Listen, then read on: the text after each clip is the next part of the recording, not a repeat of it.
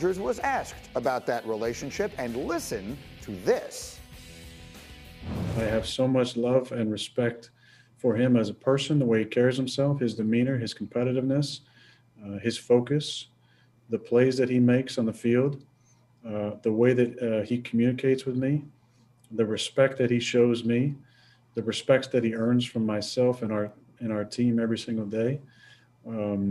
He is one of a kind. I'm better because of him as a person and as a quarterback. Wow. So a lot of us on the staff were really struck by that. And Mark Sanchez, I want to start with you as a quarterback. When you hear the quarterback talking about a receiver like that, what do you think? Yeah, I mean, this is the way Bart Scott used to talk about me when we were teammates, so this totally makes sense. But most importantly, when you get a quarterback and a receiver on the same wavelength this way, this transcends football. It sounds like these guys are buddies. It sounds like he's shoveling snow for Aaron Rodgers and wiping off his car or something like that. This is a serious bromance, but I think it's transcended football, and they share the same views. Maybe it's politically, maybe it's religiously, maybe it's just, the way they go about their day. But I think what he respects the most about him is his hard work and that work ethic. When you have a guy that's willing to work like that, it makes your job a lot easier. RC, how about that connection? I thought it was amazing. Listen, we have seen Aaron Rodgers, say some things that may border on arrogance, but this was real. This seemed sincere. And it seemed like he was not only appreciative of what Davante Adams was as a man and as a player, but it seems like he was grateful to be a part of his journey. Like he was grateful to have him on his team. But you see this on the field. There is no one-on-one matchup that Aaron Rodgers doesn't believe that Davante Adams is going to win. The 2 interceptions he throws against the Tampa Bay Buccaneers were purely because he knew Davante Adams had one-on-one, and that was his guy, and that his guy was better than anyone else. This bodes well for these two people, but more importantly, for the Green Bay Packers and their pass game. Trying to decide if Bart Scott's going to say something funny or serious. Go ahead, Bart. No. This is old age, man. This is old age. This is reflection. This is seeing at the end is coming. I know Jordy Nelson. I know Donald Driver's like, what the hell are you talking about? You never waxed poetic about me like that. I won you a damn Super Bowl. When you were winking at Ryan Clark, you were throwing the ball to me. And you want to wax poetic about this dude? Like, are you kidding me? So this is old age, and this is him understanding that the end is near, and him understanding that, hey, his days are numbered. And how are you as the Packers knowing that you took the first-round draft pick on a quarterback, and this guy's playing this well, and you may not even be able to see that first-round quarterback? Diana, you look skeptical. Because every Friday, it's the same thing with you three. You're so sappy and in your feelings. Davante Adams makes Aaron Rodgers look fantastic. It's like Hembo on the show. Hembo makes me look so good. He gives me all the facts, the stats. He goes over my notes for me.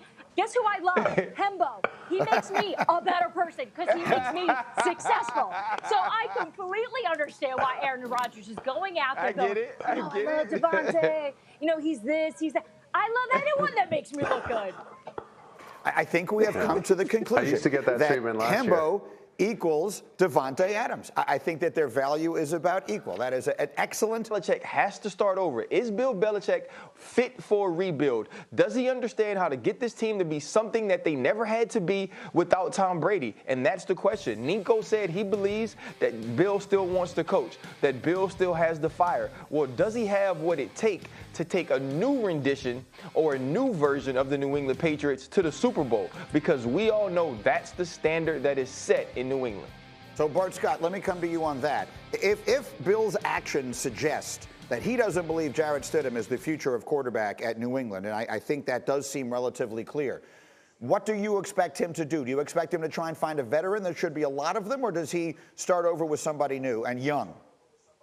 Well, he's going to have to try and find a veteran. And we think about maybe Matthew Stafford. We talked about a little bit, maybe taking a trade for Jimmy G, bringing him back home because I don't think San Francisco is really sold on him.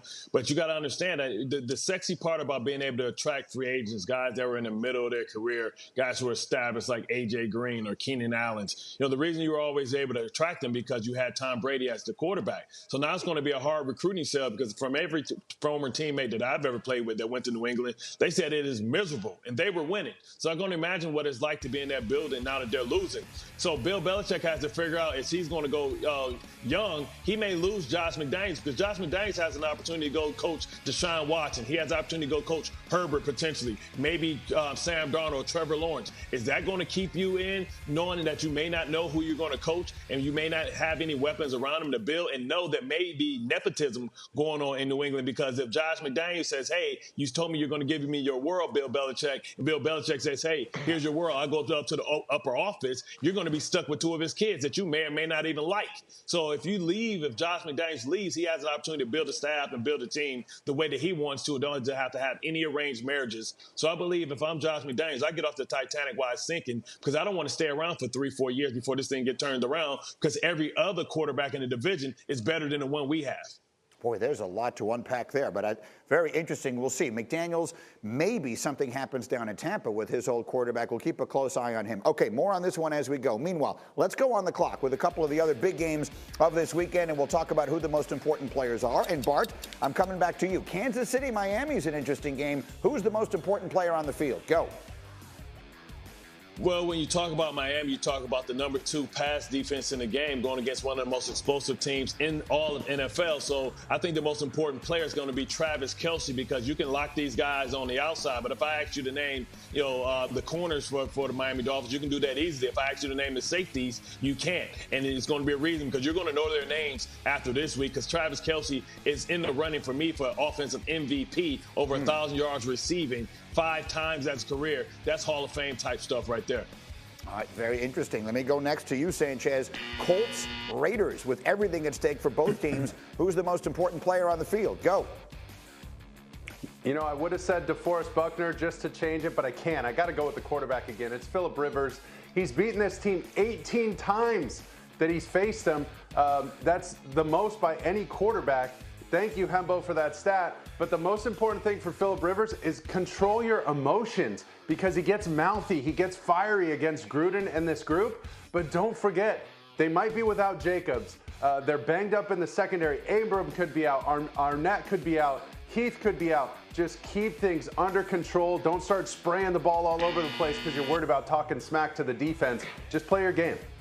The most predictable thing that we have is that Mark Sanchez will name a quarterback as the most important player pick a quarterback on the field. The next one is for you, RC. Big game, very big game in the NFC. Cardinals, Giants. Who's the most important player? It's not just one player. It is the run offices of Gallman and Morris, and that's Wayne Gallman and Alfred Morris. When you look at what they were able to do against the Seattle Seahawks, they had Colt McCoy as the starting quarterback, who played more like a miniature pony, but it was Wayne Gallman's big run in the third quarter that got them in scoring position, and Alfred Morris scores. Wayne Gallman gets another big run, and there's a touchdown pass to Alfred Morris. This team has outrushed their opponents by 305 yards in the last 4 games, and that's the win streak that they have. The run offices of Gallman and Morris. I like it. We'll take a short break on that thought. Much more to come on this football.